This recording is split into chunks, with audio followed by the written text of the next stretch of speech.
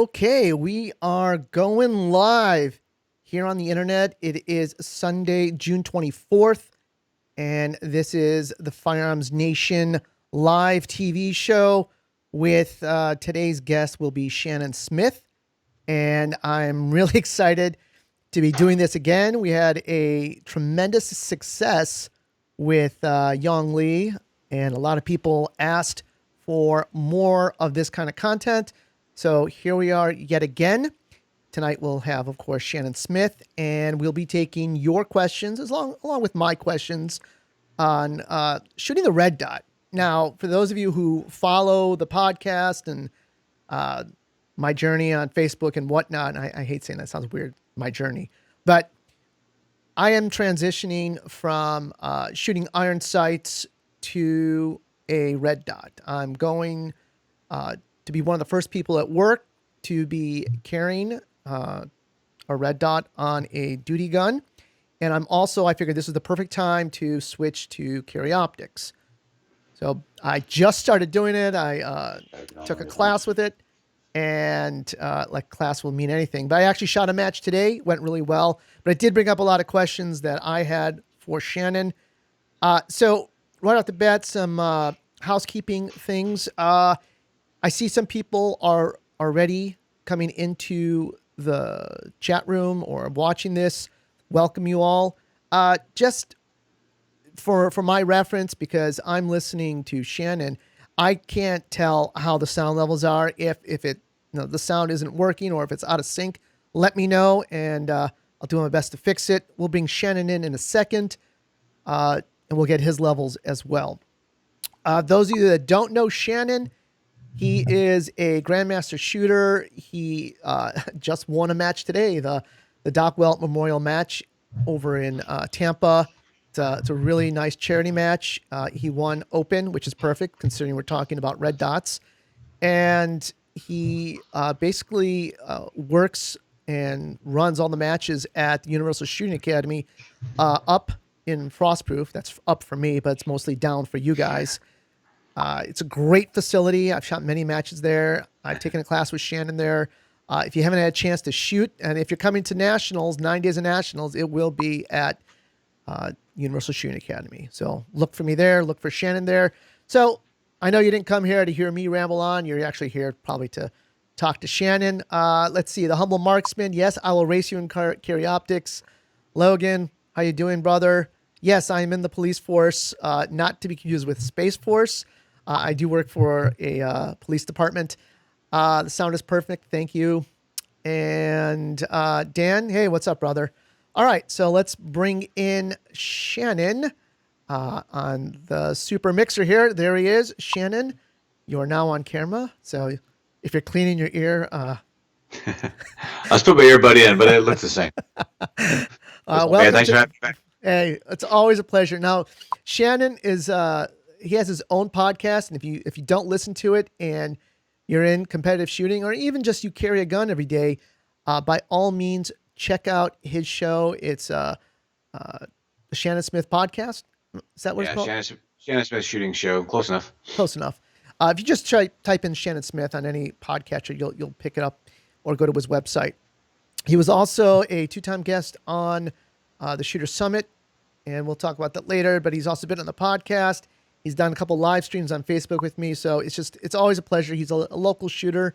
We're all in Florida, and it's just great to have him back. Wealth of knowledge, and I'm really looking forward to getting to your questions and to my questions. And also, like I promised in Facebook, I will be giving away two Storm Lake match barrels to, I guess, 2 lucky listeners, watchers, whatever you'd call it, tonight.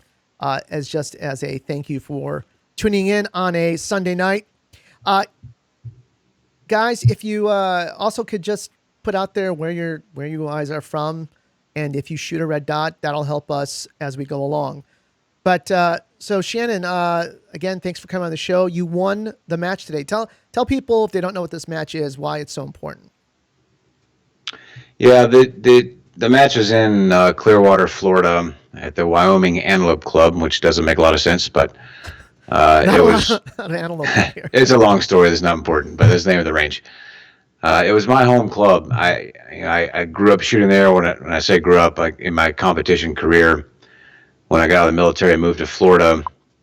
I moved to Tampa. I was 12 minutes from this range, and one of the guys that shot with me today is a student of mine in a class, in a big government class that I'm having this coming week for 5 days. So he's a competitor as well. Came in early, and we shot a couple matches this weekend together. But I was telling him we was down this one particular range at this one particular bay at this one particular range, and I was telling him like, dude, I probably put 200,000 rounds into this berm where we're standing right here, and that's not an exaggeration. So I've got a great allegiance to this place. It feels like home to me. It's next to a dump. There's a grease pit recycling place next to it. It smells horrible. And we were laughing today, like, I get that poo diaper smell. It just brings me back home to where I started shooting. But they had a really close friend of the range there, Gary Doc Welt, who was a retired Navy SEAL and was contracting as a pirate hunter at the time, working on cargo ships, shooting pirates off the bow. Just great dude, great shooter, military guy, just one of the boys. Big, tough, strong, and bam, gets stricken with ALS, and in the span of 18 months, he's gone. And just seeing the rapid decline of the debilitating disease was tough on everybody. I was kind of gone at the time. I'd already moved away from there, but I was back for a match here and there, and got to know Gary, and so they started a fundraising match for him, for his family, and then because it's not a cheap, no disease is inexpensive to go through, but the wheelchairs and the vehicle enhancements and everything is needed to get around like that, and it was expensive proposition. So the match helped out with that, and then man, it was just so fast. Where he was there one day shooting, and before he turned around, he's gone. But before he left, he had told Dan Bernard, who was the match director at the time, now the range master. It's like, hey man, my family's cool. We don't need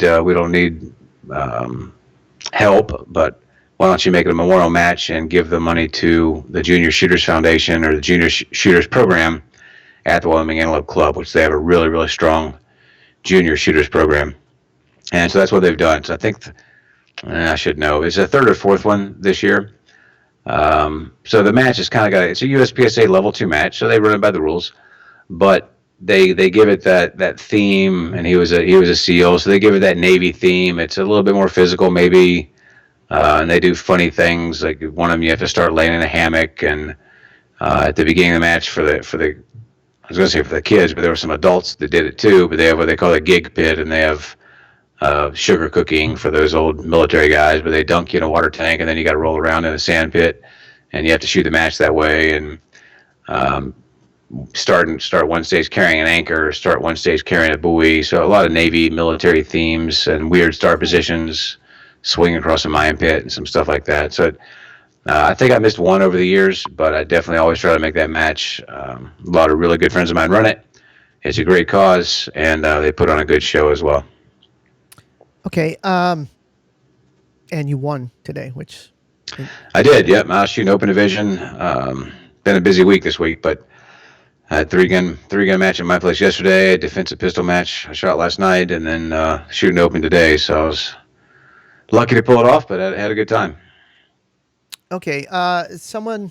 Logan's mentioning that there's some echo on your line. I'm just trying to see if there's anything that I have open that's causing the echo. Is anybody else hearing the echo in Shannon's mic?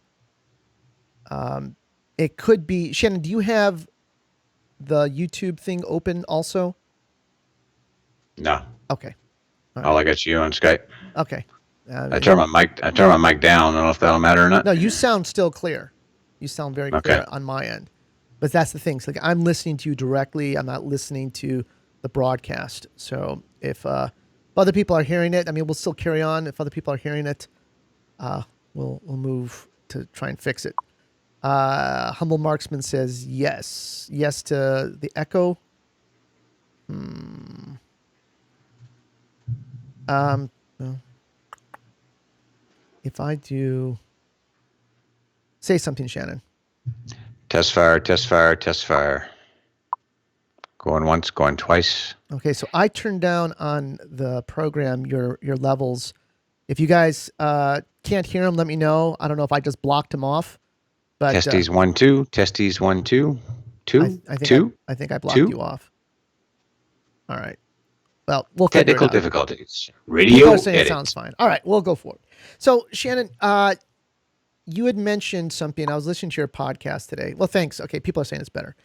You mentioned on your podcast today, or I listened to it today, about devoting time to the red dot.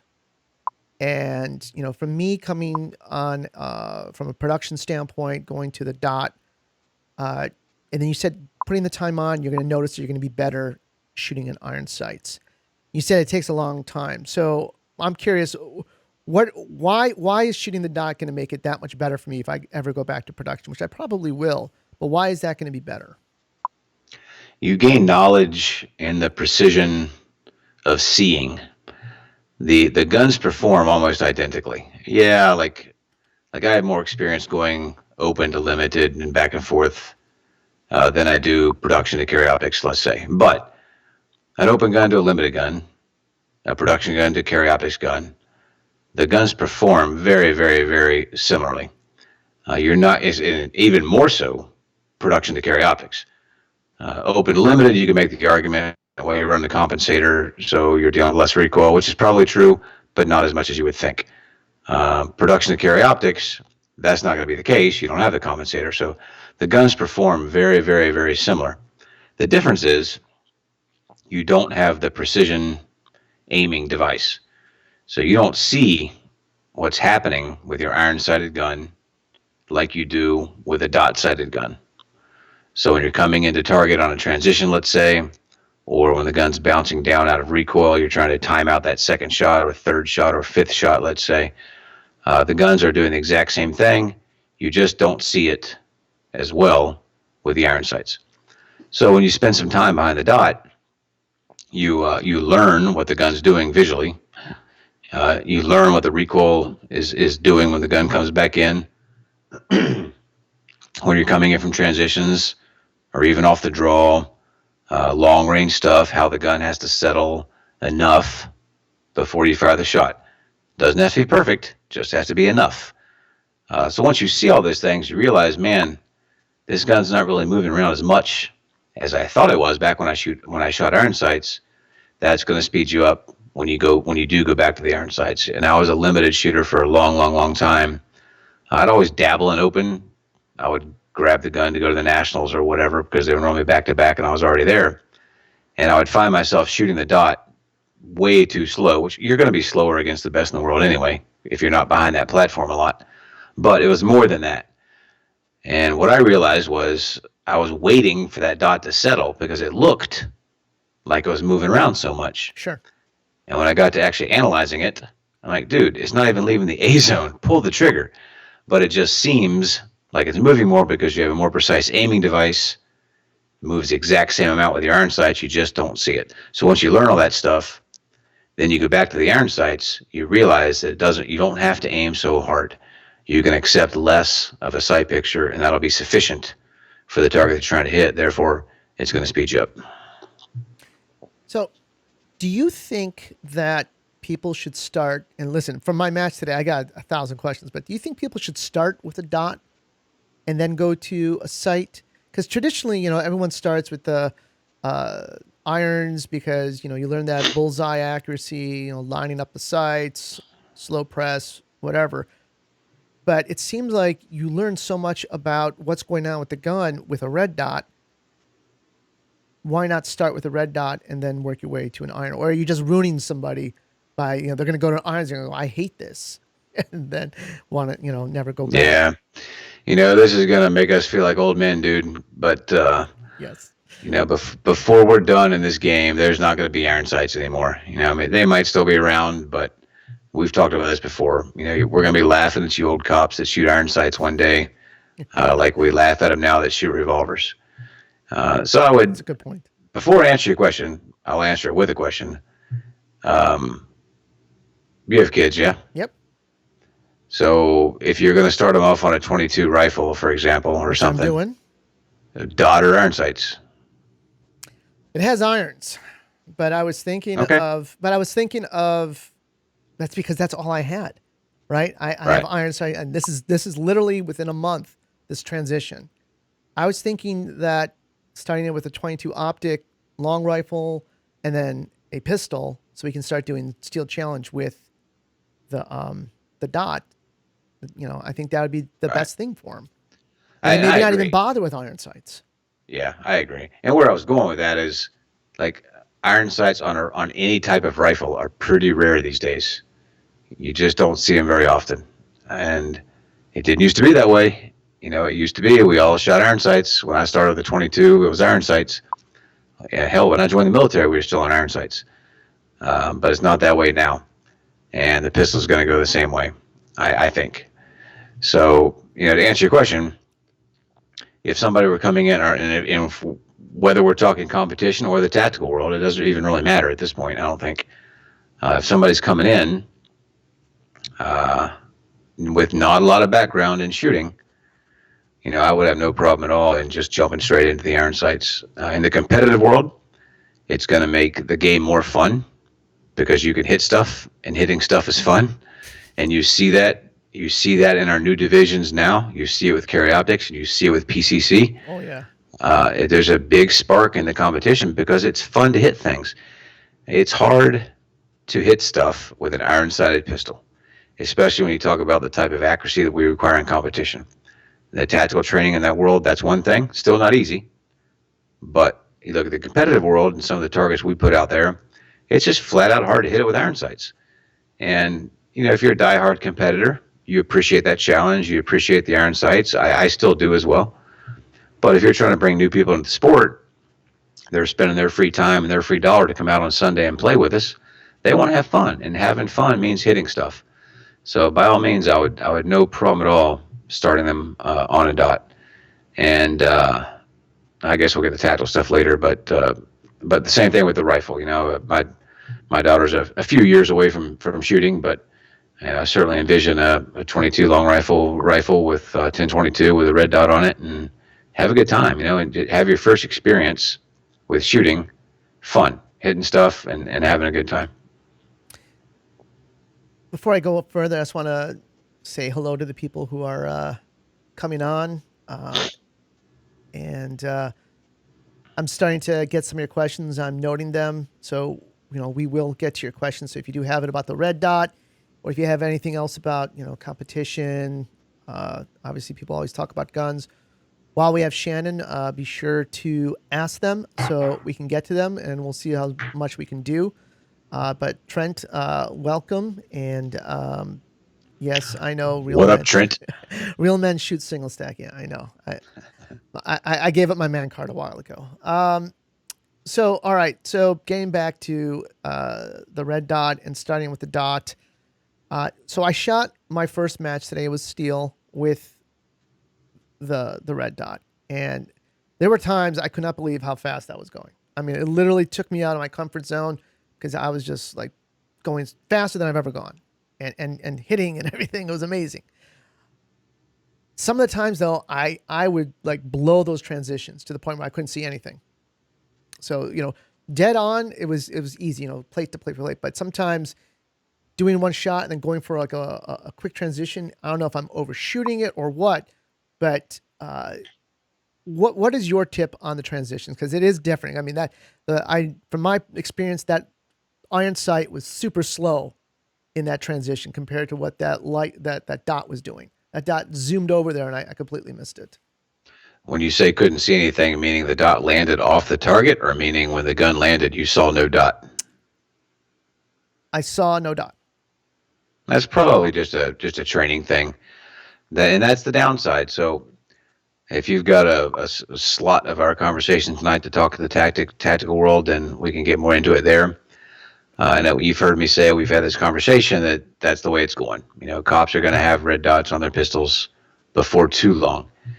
The problem is, however, and I teach this in my classes all the time, when I present the gun off of a draw or off of a transition or off of a reload or anything, When I present the gun with an iron-sighted gun and the sights aren't aligned, I present incorrectly or I transition incorrectly or whatever, it's pretty easy to see that, oh, okay, front sight's over here, it's supposed to be here, I messed that up. You have a visual reference. Right. When you present an open gun or a carry optics gun with a red dot sight and there's no dot in the window, you have no effing idea where the dot is. Exactly. And that's where the phishing comes around and people start looking for that dot. Certainly, you see it a lot in the strong hand weekend type shooting with open guns. And that's just a training thing, man. What was it, X5 or 320 or what are you shooting? It's an X5. Okay, so you'll get the feel for it. I mean, when I teach my grip portion of my class, I say there's no such thing as a little bit pregnant. Your grip is either correct or it's not correct. There's no I missed it a little bit, and that's the same thing with a red dot. If your grip is correct, the dot will be in the window. If the grip's not correct, the dot will not be in the window, and it's very simple. So you look at the tactical, like I run no front sight on my carry optics gun. If I were going to run a tactical gun, I would have co-witness sights. Yes, that's in our policy. That's how it's going to be. Right, and so that solves that problem. That solves that problem for the tactical world. So when you do make that bad presentation, now you have that visual reference that, oh, there's the front sight over yonder. I got to drag it back this way, and that'll bring the dot into the window. What sight are you running? A Romeo or something? Romeo. Yep. Okay. 3 MOA. And we'll talk MOAs in a second. Yeah, that's good. So it's a smaller window, smaller sight, which is good. There's nothing wrong with a smaller window. And a lot of people say, well, this has got such a small window on it versus the Seymour versus the aim point or whatever. But the middle is the middle. The dot is in the middle. It's not taking up that much space.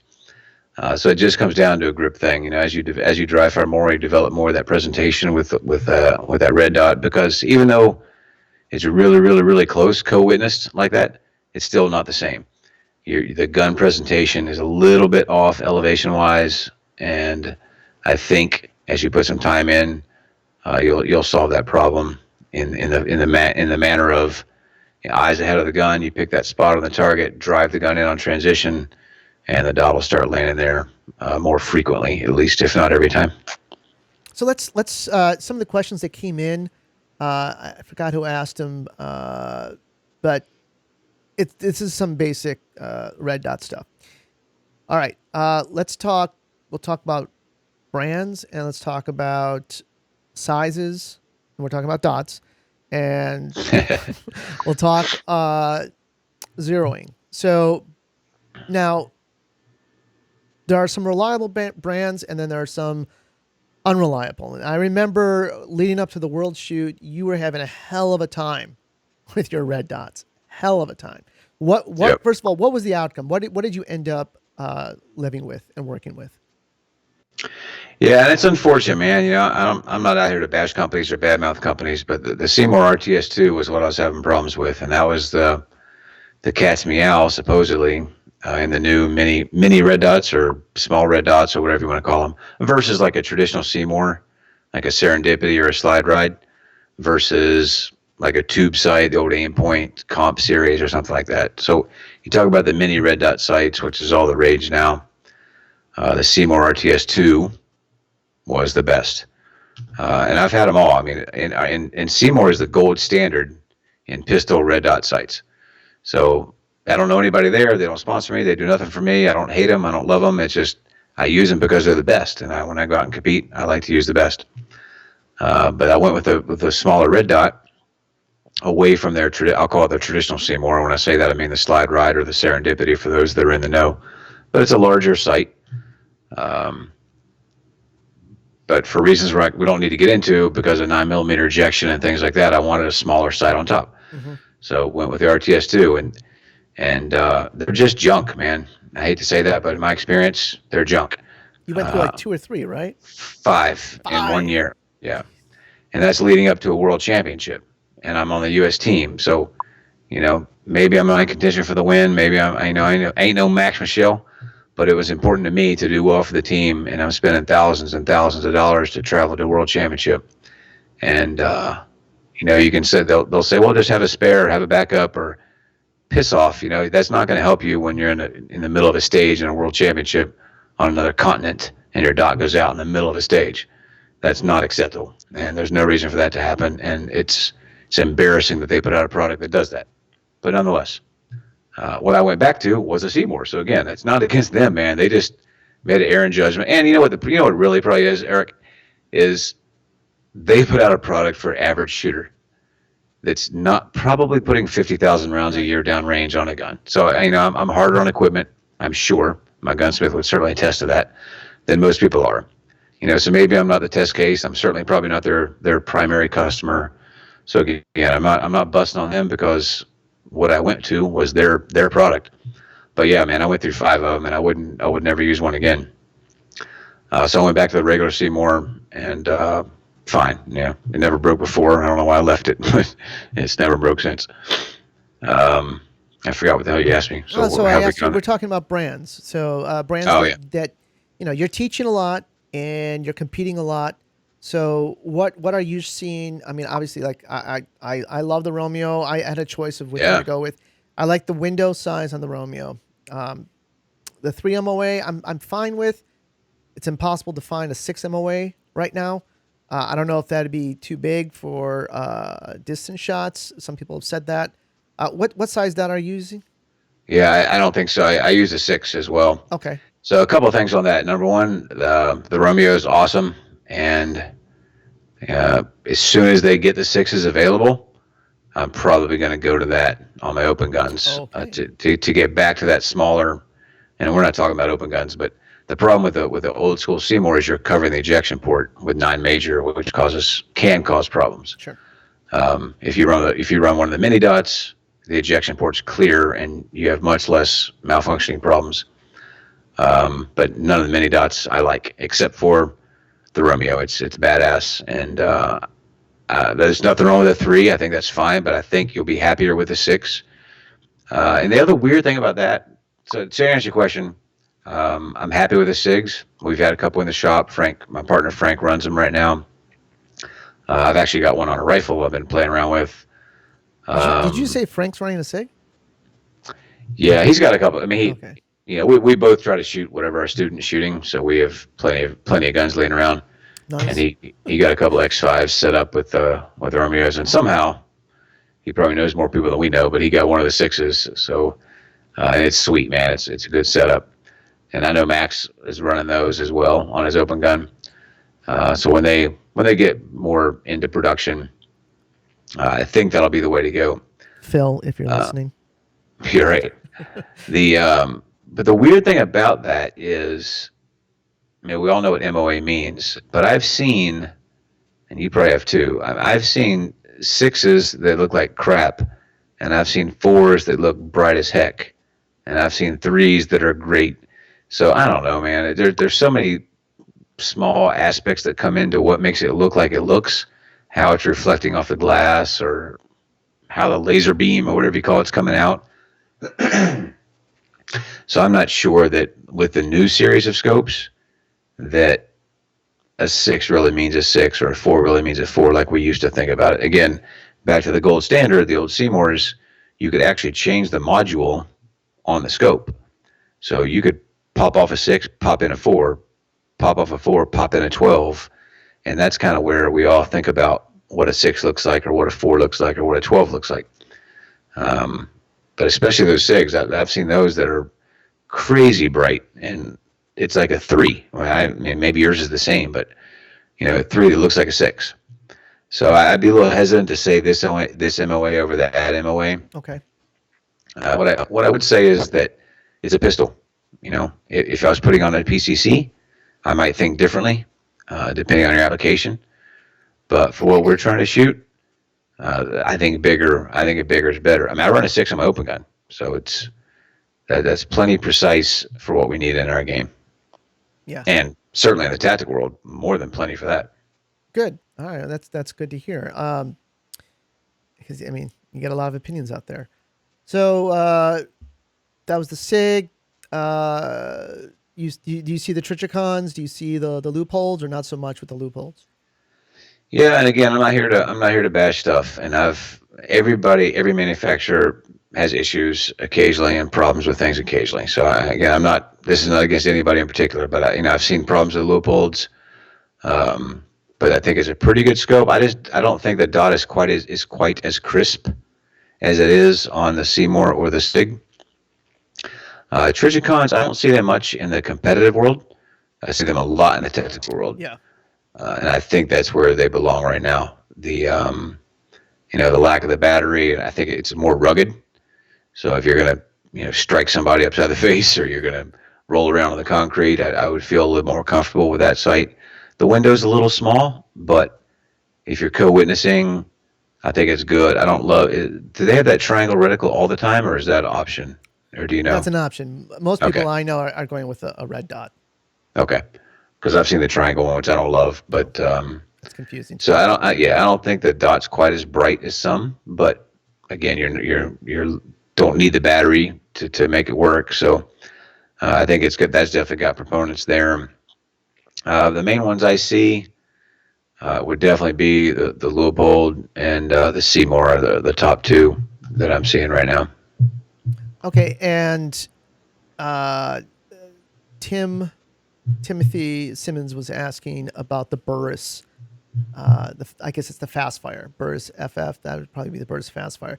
I haven't seen many at matches, so I really can't make an opinion on it. Have you? Yeah, I'd have to agree with that. And I would go with never seen one consciously that I remember seeing at a match. And again, nothing against Burris, but yeah, it's an entry level price point, and I don't know that I would recommend that just from a bias. Maybe I don't know that they would hold up to what we put them through. Maybe it's awesome. I can't speak to it. I've never used one, never seen one been used hard. And I'll just mention one other one. I don't know if you're seeing it in your tactical classes, but on my end, I see a lot of people who are not able to put that $400 Sure, yeah. on a site. They're going with the Vortex, like the Vortex. I think it's the Oh, Venom. yeah. I kind of forgot about them. Um, no experience, but they might be onto something. They're that company seems to be coming around. I've been playing three gun for pretty hard for the last year or so, so I've seen a lot of their products. Their red dot pistols or rifle sights, the non-magnified, and then of course their magnified series of sights are great. So I have not messed with their pistol sights, so I can't say. But their other stuff has been really good. So maybe they're onto it. That could be something there. Yeah, yeah. Dan Sigmon, if I'm saying your last name right, Dan. He says he uses the 6 MOA on the Vortex Venom with his Glock 34. Dan, just give us a little thing in the chat. Is it working for you? Or you're looking to upgrade? Upgrade, I should say that. If you're looking to move on to a different option, Change, yeah. change is better than upgrade. Yeah, I might be interested in looking at that. That could be a good call for a Glock setup. And I think it's a Vortex. I'm not 100%. Let me see if I can do this right. Jim Hall. Let me see if I can bring your. There you go. Jim Hall asked about, and you can't see this, Shannon, but you can see it on the replay. I have his question up there. What dot for the P365? I don't want to go too off on a tangent, but I know you talked about it at length on your podcast that you just transitioned to the P365 as your daily driver for off-duty stuff, or not off-duty, but everywhere that you go, and you seem to like it. I tend to agree with you. I really like it too. I wasn't fortunate to buy it the first time out, and again, like the Romeo 6, it's impossible to find. None of the gun stores that I go to carry it. But you're liking it. What size dot would you put on that? I think Vortex does make one. I'm gonna look that up. You talking about putting a red dot on a 365? Yeah, Gray Guns actually showed, if you go to the Gray Guns on Facebook, let me see if I can find it here for people. They actually have a setup with that. Huh. Yeah. Yeah, I hadn't thought about that, man. I'd have to research that before I gave an intelligent opinion or unintelligent opinion. Let me see if I can find that picture. But you like the gun though. It is a pretty decent. Yeah, it's going to be an industry killer, man. It's and I don't chase the latest and greatest by any means. Quite the opposite. I like to find something that works, and I'll shoot it for 20 years. I've been shooting the same load for limited literally since 2001. Um, I was super happy with that Glock 42, loved it. And I mean, I didn't go to the 43 because, yeah, you're gaining in caliber a little bit, but you're not gaining in capacity. So I didn't see a point in changing. But now all of a sudden, you're going up in caliber and you're gaining 40% in capacity. That's a significant advantage. So I'm super happy with it. The sights are great out of the box. The trigger's great out of the box. You know, two 10 round mags out of the box.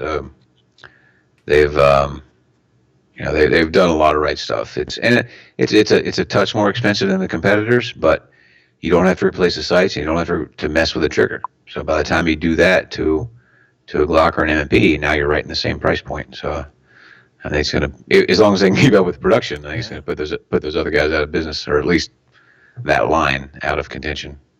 Uh, I think it's the J point. That's what their Razor JB says. It's the J point for the 365. I think, like you said, everything's going to a red dot. If that's my everyday carry gun or my backup gun, I'd kind of want to have a dot on it too. If that's my mentality these days. I certainly would be against it. I would like to see a site that's set for that. So I'll check out what you're talking about. And we can go way down a rabbit hole here, but you're getting into a lot of for what I would do, which is different than your job. But for me, John Q public, walking down the street or going in a grocery store, if I have to engage something at 25 yards, then the day has gone really, really bad. So for most of my stuff, it's going to be a lot of target focused shooting. It's going to be a lot of grip stance, what I call a kinesthetic level of awareness. It's my presentation that's getting me on target. So yes, I'm aiming. I'm just not aiming with the traditional NRA page 81 sight picture. So for me personally, I wouldn't care too much about a dot on a gun that size. But for your job, I would certainly, something I would look into. And the other thing that I preach about in my classes is, don't think you won't have to take a 25-yard shot with Mm-hmm. your carry gun. So, not a bad idea. But again, I'm not the main market for that. I'm pretty good at using the sights. I'm pretty good at working the trigger. I'm a pretty decent shooter, and the dot is going to help a lot of people overcome some of those flaws in their techniques. Uh, so I just want to welcome all the new people who have showed up with their questions, and guys, keep them coming. I'm gonna get to some of them with Shannon soon enough. We're just trying to, if you just tuned in, we're talking about red dots. That's kind of the gist of this show and the show I did with Yong, because it is, first of all, something that a lot of people are getting into, whether they're competitors or they're just outfitting their EDC gun with a red dot. So there's a lot of questions about it, a lot of misconceptions about it. I'm trying to clear some of that up for myself. I really like it. I think it's going to be uh, I forgot who had told me this, but whenever you get that new gun syndrome, right? So whenever you get something new with your gun, whether it's new sights or a new barrel or new trigger or just a new gun, everyone says the same thing. Oh wow, I shoot much better. Well, it's because you're more interested in what you're doing again. You get that joy of shooting because you kind of get into that rut with the same old practice, same old whatever. So it is kind of exciting for me. We're trying to narrow down some of the specifics on the quality of sights, what you can do. But I also, again, want to plug Shannon and his podcast, Shannon Smith Shooting Emporium. What is it again? Yeah, that's good, man. Shannon Smith Shooting Show. Shannon Smith Shooting Show. Just type in Shannon Smith. And I loved his last episode. He talks about man versus nature. Remember those old videos? I mean, some people might not remember these, but I remember growing up, you had all these VHS shows, man versus nature 1 and 2, where these grizzlies bear attack. But you never know.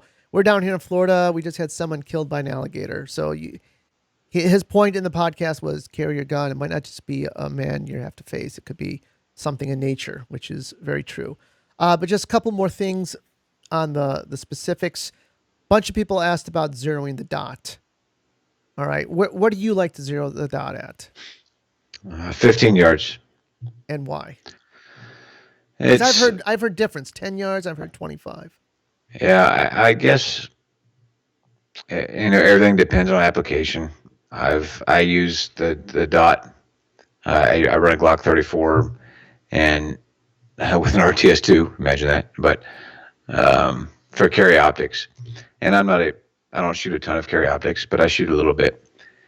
So for a couple of reasons, and I zero my open gun at the same distance, and my open gun has a significantly larger sight over bore than the carry optics gun does, but I still zero them at the same distance.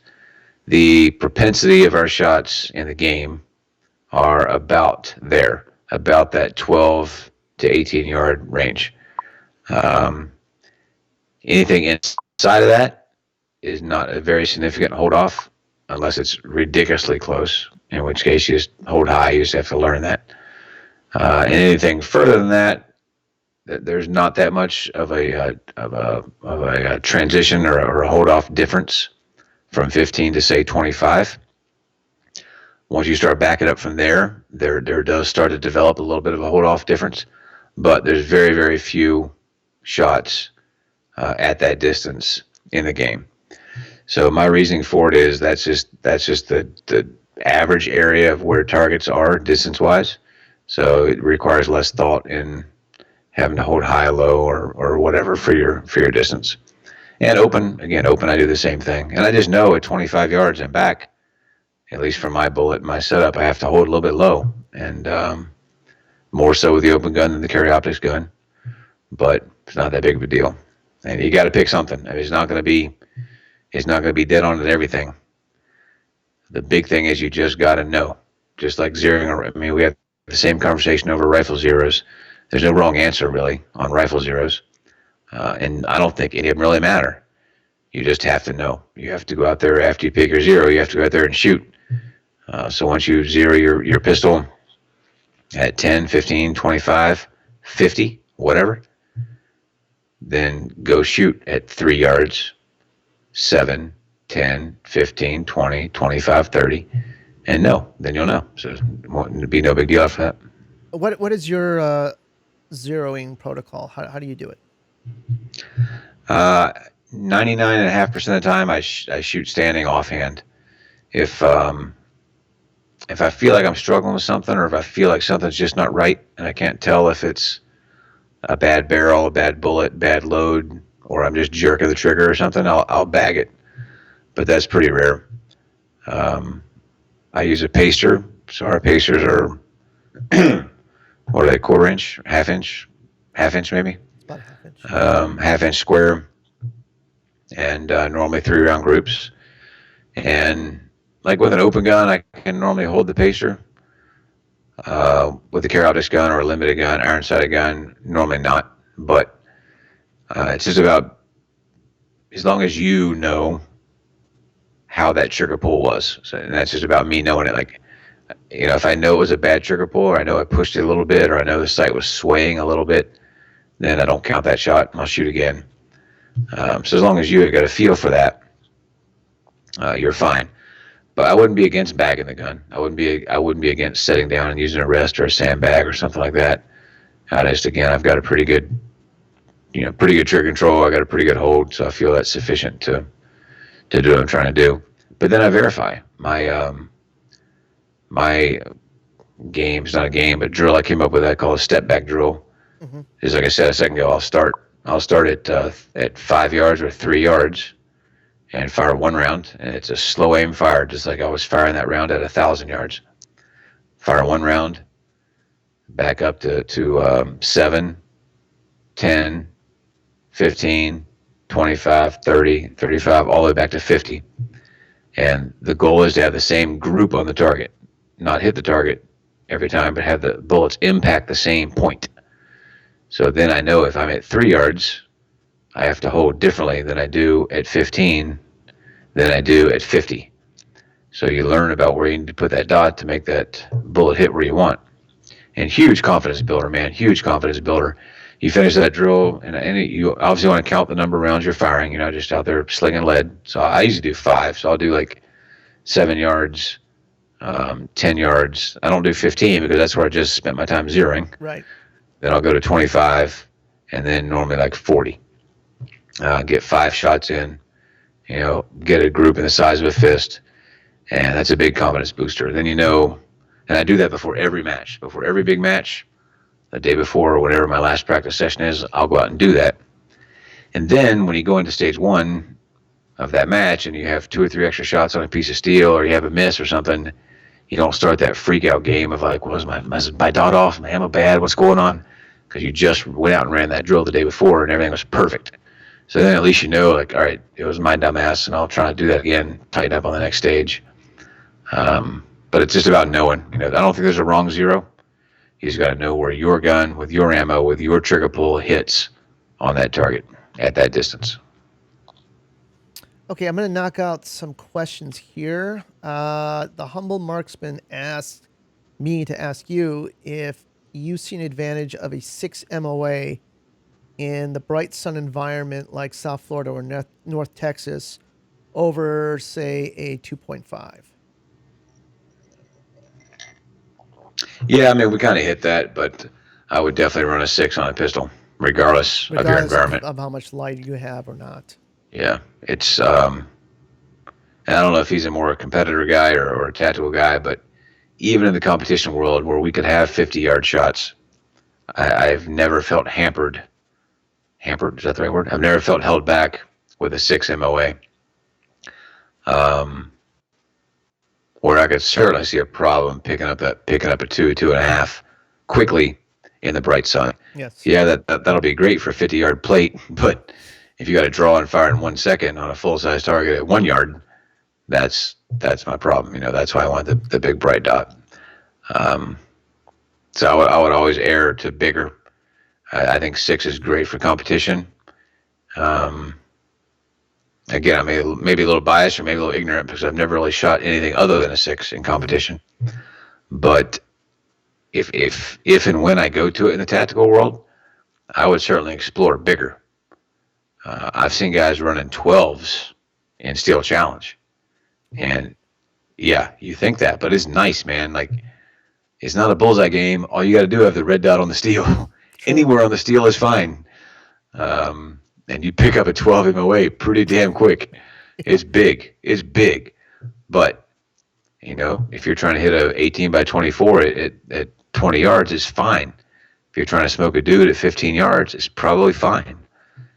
So I would definitely explore that down the road, but I don't think I'd go smaller personally than a 6 for competition, except like we talked about earlier, right. Some of the 3s are starting to look bigger, some of the 4s are starting to look bigger, but I definitely want bigger and brighter more so than not.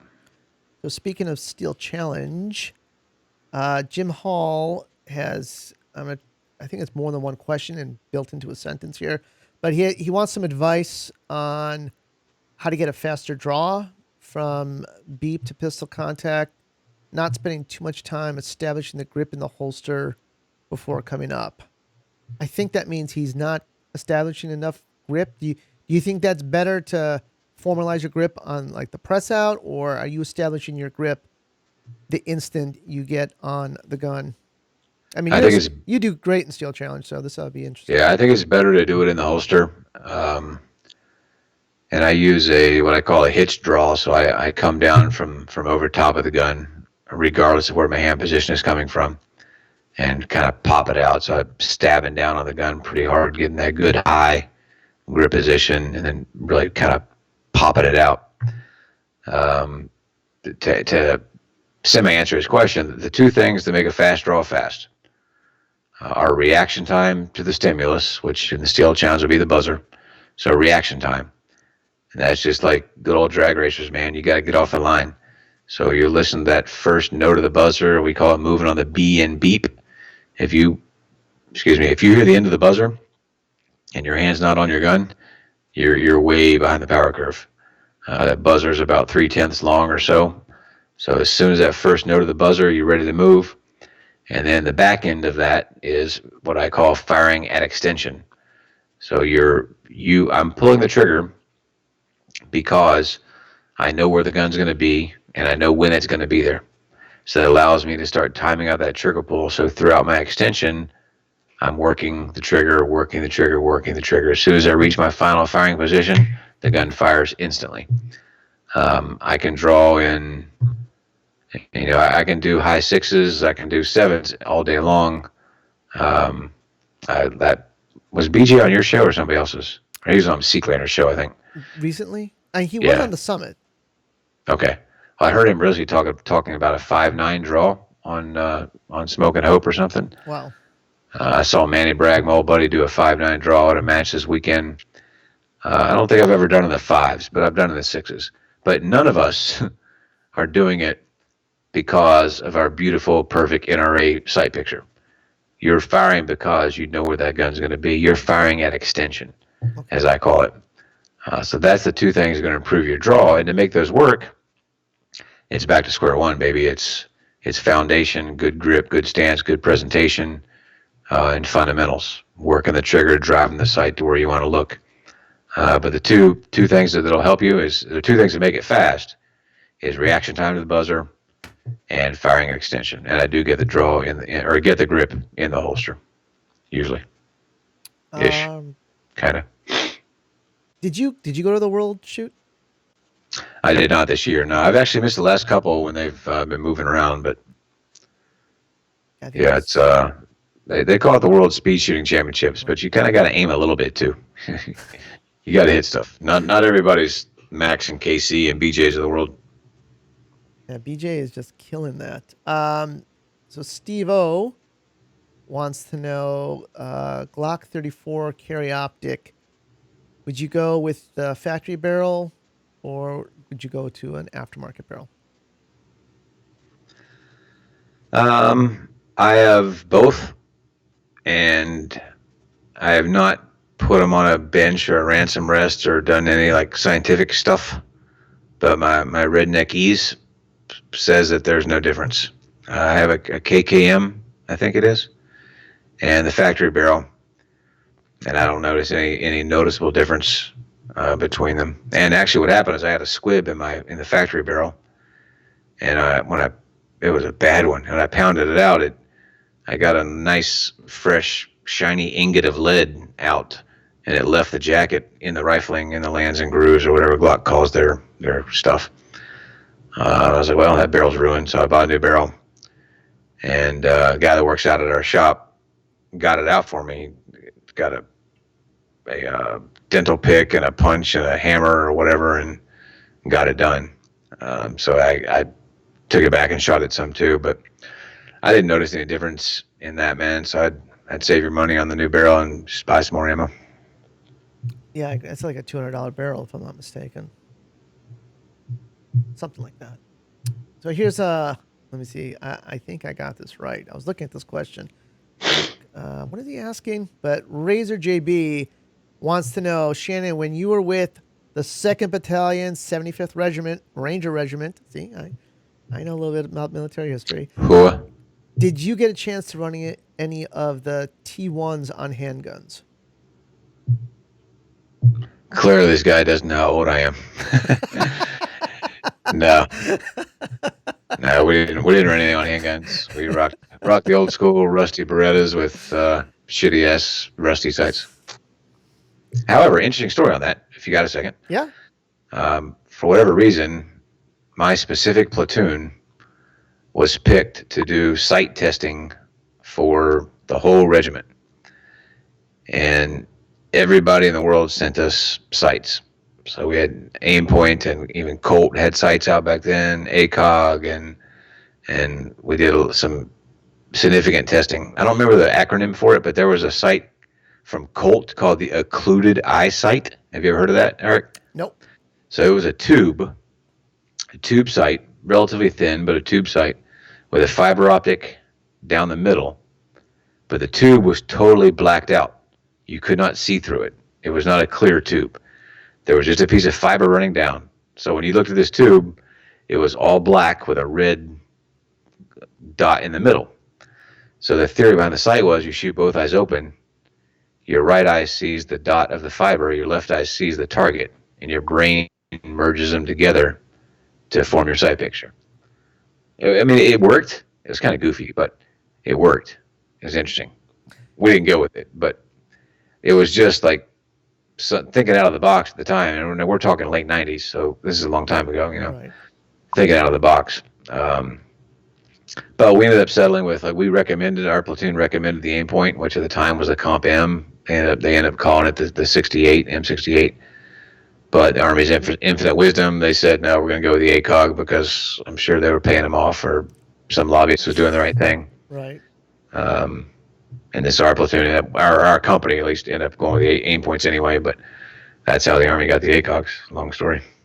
It's interesting. I've seen that when you're, at least with rifle. I'm sure you can do the same thing with the pistol, but you put the tape over the front of the sights, or I guess it would be the rear of the sight, and you're seeing the dot, but it's not seen through, and you can superimpose it, and it still works. Yeah, it works.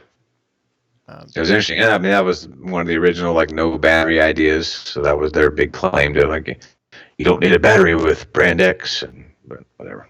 I guess that was the start of their downfall. No, I'm just kidding. Yeah. All right, a couple more questions, then I'll get back to what I have, and then we'll let you go. This is kind of a big question, so you don't have to answer it completely. But Tom Ferris says, Shannon, what are your favorite drills in preparing for a USPSA style competition? Obviously, you have the walkback drill, which I think I'm gonna start incorporating in my pre-match, because I like that. I like that feeling of complete confidence that you know your gun is zeroed, you know his gun is ready, and you know what you need to do to make a hit. Yeah, I run that drill every match, and for me, at least I shoot a lot of different stuff, so it makes it even more important because I haven't touched my open gun in 3 weeks or a month, or I haven't touched the carry optics gun or the rifle or whatever. So it just excuse me, it just rebuilds that confidence in the platform. To answer Tom's question, I get a lot of questions like this on what type of drills do you recommend for this or that, and it's tough to answer. I can tell you what I do, but I have the ultimate range setup. It's all just sitting out there ready to go. I've got no setup time involved. I've got plate racks. I've got steel. I've got target stands. I don't have to move anything. It's all there. It's just very easy for me, and I appreciate that. But I'll tell you this. So what I work on in my classes, I call it foundation and fundamentals. Foundation is grip, stance, and draw. Fundamentals are sight picture and trigger squeeze. And everybody has different terminologies for those types of things, but it's all pretty much the same stuff. So I always have, every practice session I do, for me personally, every class that I run for my students, I have drills that work those aspects. So you want to work a good, consistent draw stroke. We talked about firing an extension for a fast draw, which is important, but you also need to draw to a 20-yard target from time to time, and that requires a different fundamental when you get out there. And then I work fundamentals. So fundamentals are aggressive trigger pull and precise trigger pull, or some terminology there. So I'm going to have some type of target where I'm shooting fast with less of a sight picture. And then I'll have targets I love plate racks, so I'll shoot Bianchi drills or 25-yard plate racks or something like that requires a pretty perfect sight picture and trigger control. And then the last thing is transitions. And I'll throw all that together with my transition drill. So we call it changing gears. So I'll have a target that's 3 yards away, and then I'll have a plate rack that's 20 yards away. So 2 rounds on paper, turn, and shoot the plate rack. So there's three aspects or 3 key things that I'm always working on. My foundation, which is good grip and good draw. Fundamentals, which is the ability to shoot fast and the ability to shoot accurate. And then at the end, throw it all together in a changing gears type drill.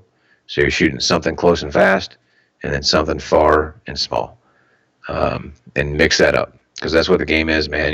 You're the ability to throttle those fundamentals, get aggressive when it's time to get aggressive, get accurate when it's time to get accurate, and then get right back to being aggressive again around the next corner, and always changing it up. So something that works all those. If you don't have access to plate racks and stuff like I do, 3x5 card, pie plate, hay bale, whatever, you can find something that's going to require those different levels of accuracy. And I don't know, Tom, if you have the ability to get out here, but I would suggest getting in touch with Shannon at Universal and sign up for the class with him. I know he does semi-private, he does private classes, and you'll learn a lot. You'll learn all the stuff that he does. It's a shameless plug for Shannon, but I've taken a class, took it a long time ago, but it didn't really work. No, I'm kidding. I'm still stuck. No, it was a great class. It really opened my eyes. I learned a lot about trigger control from him, and it was good. I'll probably be venturing up there sometime after nationals to get even better with the dot. But just a couple more questions and a couple of housekeeping things. Again, plugging for Shannon for coming on here. Be sure to check out his podcast. It is good. And also plug myself, Firearms Nation podcast. If you get a chance, subscribe to it because if you like this type of stuff that we're doing, it gives me the ability to get more in depth with the guests. And it's not just competition. I know we're talking a lot of competition here, but I talked about all sorts of things. I'm also doing this special series on analyzing significant gunfights. And guys, if you're watching right now, please hit that like thumbs up button, that like button. It's gonna let YouTube know that this is a good a good video, and they'll start pumping it out to other people to recommend it. That's how their algorithm works. At least it works today. That the more likes that they see, the more people they see subscribing to a channel, they recommend it to other people. So I listened to that. Jared, is it Jared Reston? Was that his name? Yes, Jared. Jared Reston. I listened to that one. That was awesome, man. What a great story. I didn't know that story. Yeah, coming up this week is the second part of that series, and we're going into a very significant shootout, the North Hollywood shootout, and Oh yeah. Remarkable story from this guy. One of the cops that was there who was involved with it. Amazing. And what's funny is like so many people don't even remember that. We're getting a whole generation of people that didn't even know that happened. All right, getting back to the program, we're gonna go not that much longer. He's had a long day of traveling and competing and winning, which clearly takes a lot, and he needs. All I do is win. He needs to do some celebrating tonight. But one thing with the dot, Chris Ewan, if I'm saying that right, or Ewan, says, how do you run your dot in terms of brightness? Are you doing it really bright or just barely enough to see it? Because I know, again, from like the rifle perspective, we're always taught to just barely have it visible, especially like when you're zeroing. You don't want it being a sunburst over a target at 100 yards. You're going to miss the target completely because you can't see it because it's covering it. Maybe not miss it, but it's going to be harder. Versus, pistol, it's completely different. So are you running it bright or not so bright? Yeah, good question. And it's different in what you just mentioned for like zeroing a rifle, for example. It's different than what we're doing in competition. So if I'm zeroing a gun, pistol or rifle, yeah, I put it as low as I possibly can and still see it okay. For competition, I put it as bright as I possibly can without being distracting, without getting that starburst stuff going on. So it's interesting you bring that up. That the particular match I shot today was in Clearwater, Florida, in the middle of eastern Clearwater, which is not really a designation, but in a very populated area. This range has been around for the same old story. The range has been there for 100 years.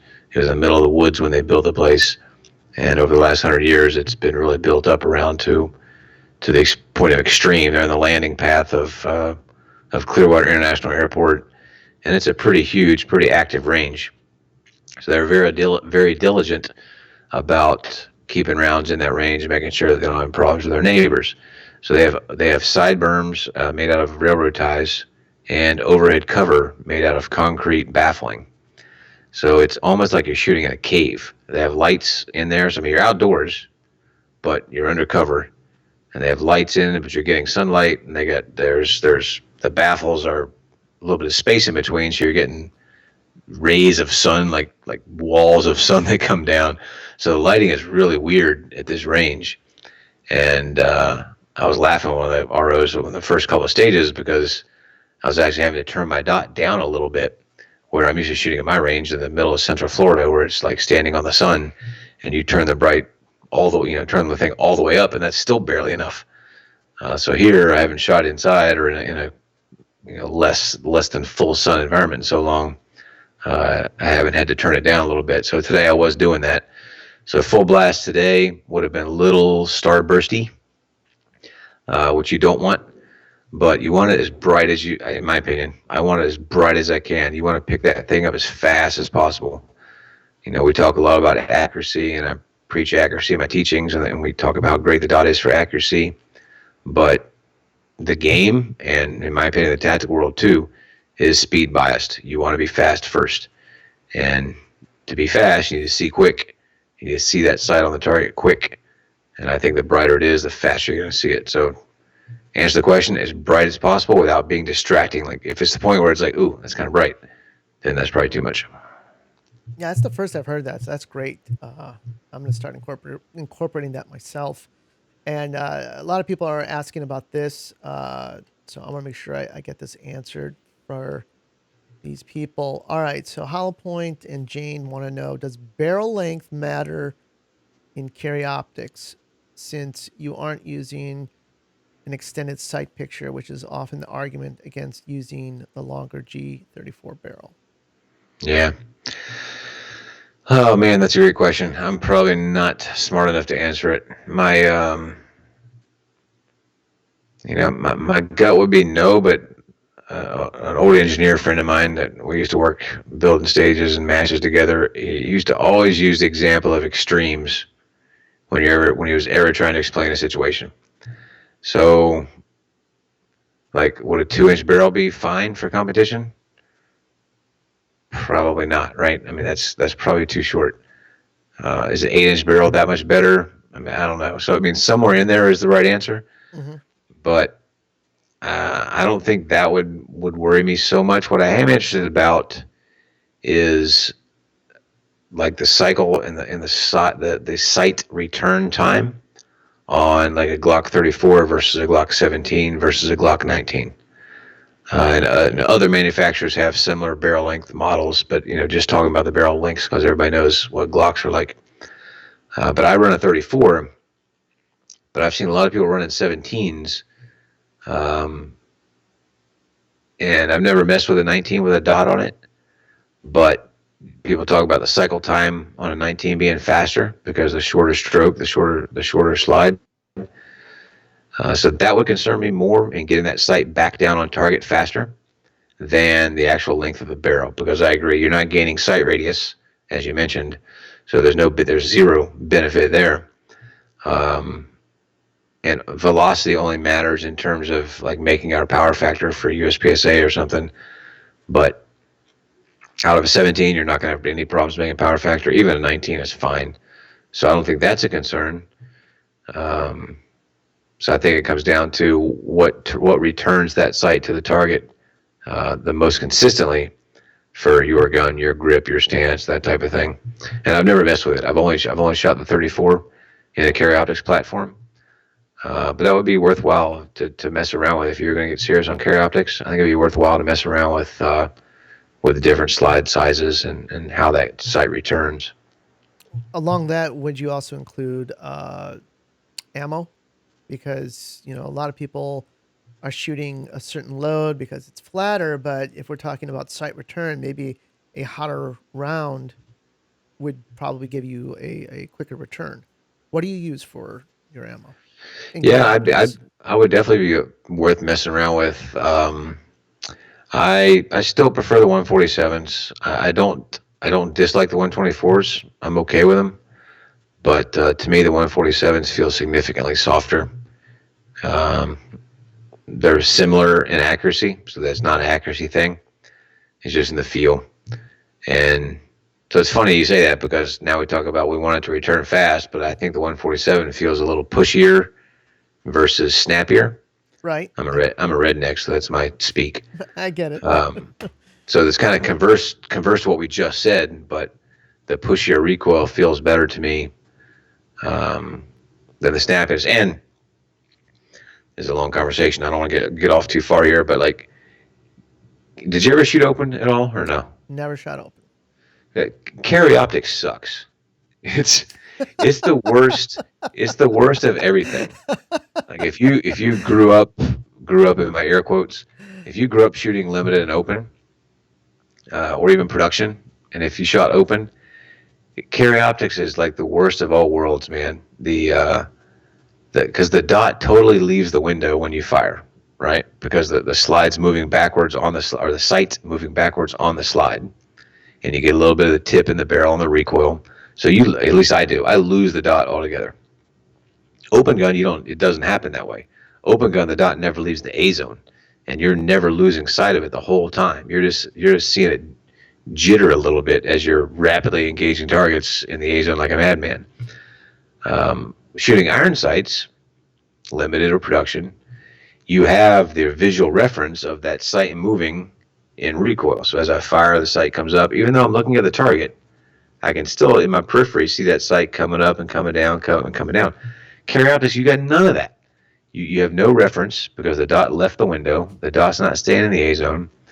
So for a competent's not the right word, but for a seasoned competitive shooter that has been on an open platform, been on a dot platform, and like an open gun for a while, carry optics is tough, man, because you can't. It is not an open gun, and you cannot shoot it like an open gun. It takes visual patience. You have to wait till that sight settles back down. So what got me off on that is I don't think the 124 versus 147 matters a whole lot in that regard. It's just a matter of what feels best for you in terms of how you like the recoil to feel. And you just have to have the visual patience to see that thing settle back down in the right spot before you yak on the trigger again. What what drills do you recommend people do to transition from iron sights to a dot? Whether they're going to open, I mean, obviously open, you got to learn a whole new type of gun, but just say from production to carry optics, or from shooting iron sights EDC to running a dot now. If you don't struggle with trigger control, so I'm gonna answer this based on the fact that your trigger control is pretty good. So you can shoot a 20-yard plate rack, you can shoot a 25-yard plate rack with iron sights with not too much problem. Then I would work on rapid fire drills and transition drills. So things like a bill drill, 6 rounds on one target aggressively from a 7 yards or say. Things like an El Prez, 2 rounds each, reload 2 rounds each from 10 yards. Things where you want to get used to seeing what that dot looks like in recoil and what it looks like coming in on a transition. So El Prez is good for that. So you're seeing the 2 rounds on one target, your eyes are moving, then you're transitioning the gun to the next, seeing it come in again, coming off the reload. Now you got to find the dot again. It's all about finding that dot and getting comfortable of seeing it bounce around. And then the rapid fire drills, well, I'll give you one, Max. I don't know if he invented this or if he just stole it, but he and I were training together, Max Michelle, and he has a drill called 20 Alpha. So you shoot from 20 yards, 4 strings of 5 shots, as fast as you think you can hold the A zone. So you get used to seeing what that dot looks like as it's bouncing, and you're starting to time out that trigger control. And the way I use that drill is I'll shoot the first string at a pace that I can pretty much guarantee A's. And then the next string, I'll try to pick it up a little, and then try to pick it up a little, and then try to pick it up a little. And how you pick it up a little is getting more aggressive on the trigger. So we're starting to time that trigger pull out because we're dealing with production guns. So Glock triggers, XD triggers, SIG triggers, not the best triggers in the world. So it takes some time to work them. So as that dot's coming down out of recoil, you're trying to work that trigger and time it out. So right when it lands, it fires. Right when it lands, it fires. Right when it lands, it fires. And you get used to seeing what that dot looks like bouncing around on target and then working on transition. So anything like that is going to work you on your rapid fire and your transition target to target stuff. Awesome. So we're gonna wrap this up. If there's any last questions, get them in now. Otherwise, we're gonna call it quits. We could always follow up on Facebook, which I recommend that you do. So if you want to win one of the Storm Lake barrels, be sure to like the Firearms Nation page on Facebook. That's where I do most of my business. And I'll take this list of people who came on and asked questions. I'll throw it through the randomizer because I just want to be fair about it. And I will announce the winners. I You have a have randomizer? it's it sounds sexy. That's awesome. It's like the thing from Men in Black, right? It's just you go to this website. There's a bunch of them for contests I've used before. But it is, I have one barrel for the Glock 21, if anyone shoots a Glock 21, and I have one for the 1911. Uh, I know we got one person here who says that's a real man's gun. So, anyways, thank you all for tuning in. Last wrap up admin plugs. Shannon Smith Shooting Podcast.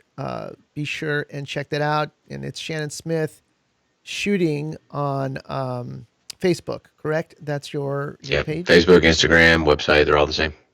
And guys, if you're not on that for Shannon, you should. He posts a lot of stuff, some of the drills that he talked about, and some of the just stuff from his matches. It's pretty cool. You get to see a lot.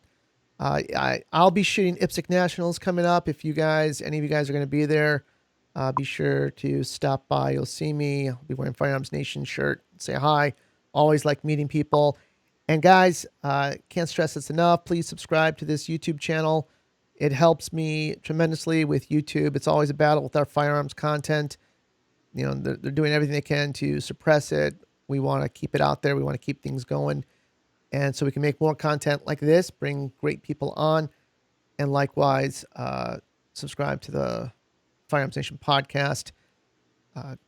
It's been great talking with you people and chatting with Shannon and getting your questions. It always feels like we're a closer community when we do stuff like this, because normally we don't get a chance to do it. So again, everybody, please be safe. Get some training. Take some training with Shannon. Guys like that are great teachers. They have the facility. I mean, and I know you travel too, don't you? Would you travel to? I do, yep. Anywhere, have gun, will travel. Have gun will travel. But you don't get the benefit unless you got an awesome range like he has. And hopefully, like again, I'll be at hopefully at Nationals, the USPSA Nationals. Looking forward to seeing you all. So Shannon, thank you so much. Congrats on another win, and we'll talk to you soon. Thank you, Art. Always appreciate the time, man. Thank you. All right, brother.